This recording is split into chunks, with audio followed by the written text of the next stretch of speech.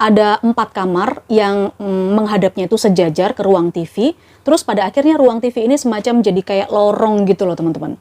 Seseorang dengan pekerjaan yang standar, tidak punya bisnis lain, penghasilan yang seharusnya standar juga ya, bisa menikmati kehidupan Mbak Sultan kayak gini, punya segalanya, rumah mewah, perabotan luxe di zamannya, hobi yang mahal-mahal, sampai bergelimang emas.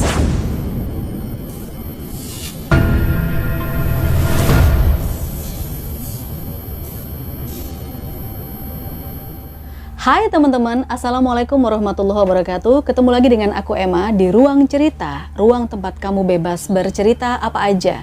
By the way, makasih loh ya kamu sudah klik lagi video ini. Dan di video kali ini aku pengen menceritakan kisah horor yang dialami oleh kerabat temenku.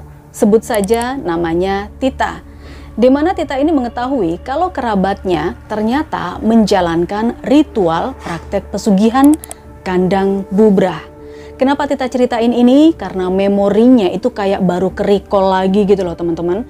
Ini setelah Tita habis nonton film yang mengangkat kisah nyata tentang pesugihan kandang bubrah. Jadi ini mirip kayak ceritanya Tita. Jadi pas nonton tuh ya, ini kok ceritanya mirip banget sama kerabatnya dulu. Ya, meskipun kejadiannya itu udah hampir puluhan tahun berlalu, pas Tita ini masih umur 9 tahun, tapi dia udah bisa paham dong dengan kejadian-kejadian di sekitarnya, dan inilah jawabannya. Oke, seperti apa kisah Tita tentang pesugihan kandang bubrah ini? Semirip apa dengan film yang viral beberapa minggu lalu? Langsung aja, aku mulai ceritanya.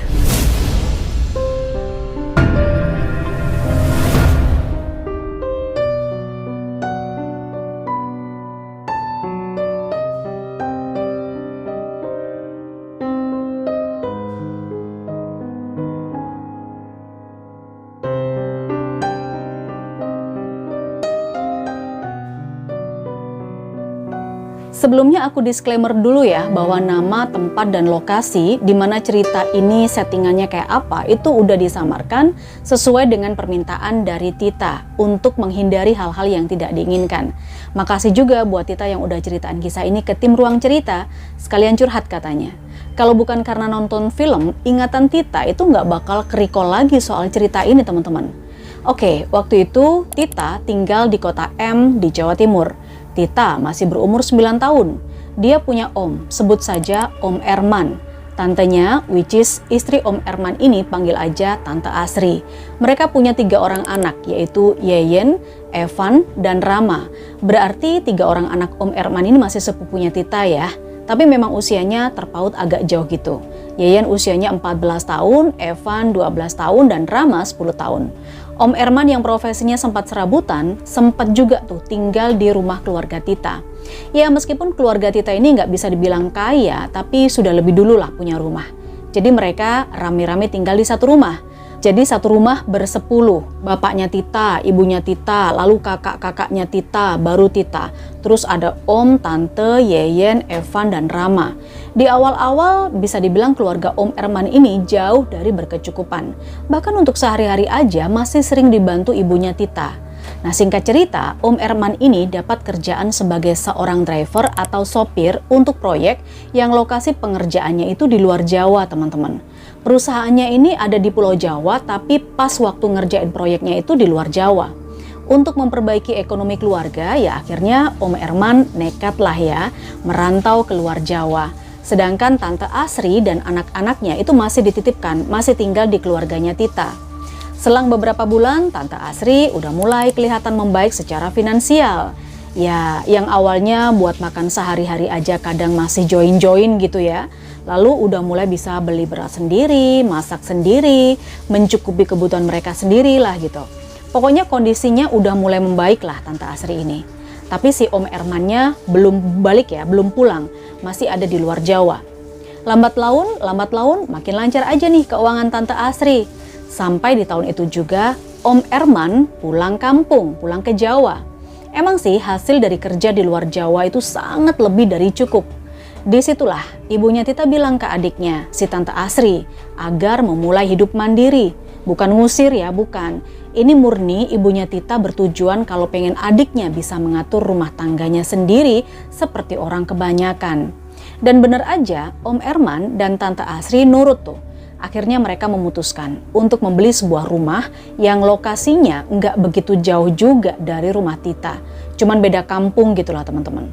Di tahun itu, rumah yang dibeli Om Erman dan Tante Asri ini bisa dibilang sangat besar.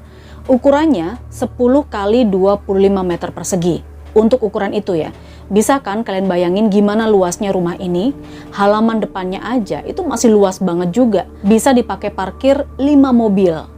Nah, beberapa bulan setelah pindah ke rumah itu, Om Erman mengajak keluarganya, termasuk keluarga Tita, untuk silaturahmi ke kampung halaman Om Erman di Kabupaten T di Jawa Timur. Anak zaman now bilangnya healing lah, liburan gitu ya. Tapi FYI, memang Om Erman ini asalnya dari Kabupaten T, sedangkan Tante Asri dan ibunya Tita yang notabene saudaraan itu dari kota M tadi. Singkat cerita, dua keluarga ini stay lah beberapa hari di sebuah desa di Kabupaten T. Nah, disinilah awal mula hal-hal di luar Nurul terjadi.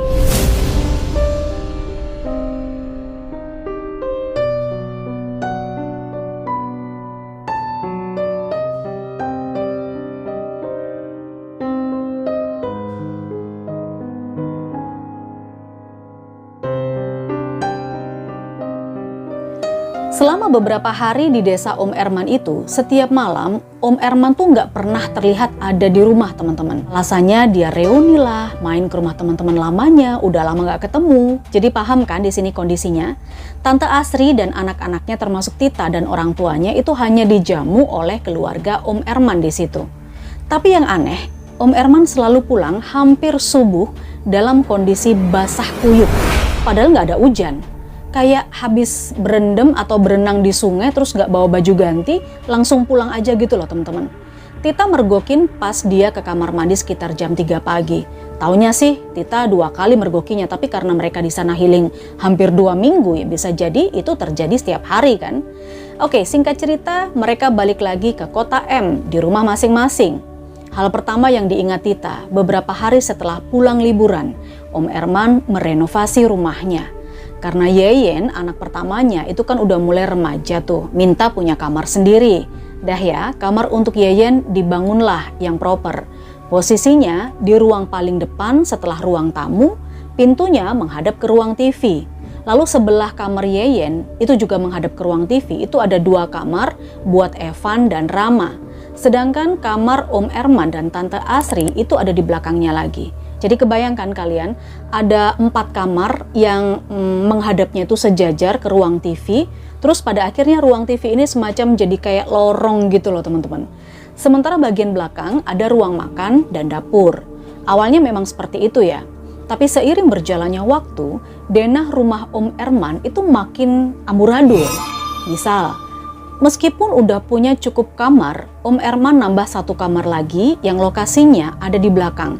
Entah ini dibangun untuk siapa dan untuk apa. Katanya sih untuk kamar tamu. Tapi kok kamar itu selanjutnya nggak pernah dibuka. Bahkan Tita yang sering banget hampir setiap hari main ke sana nggak pernah tahu tuh dalamnya kamar itu tuh kayak apa.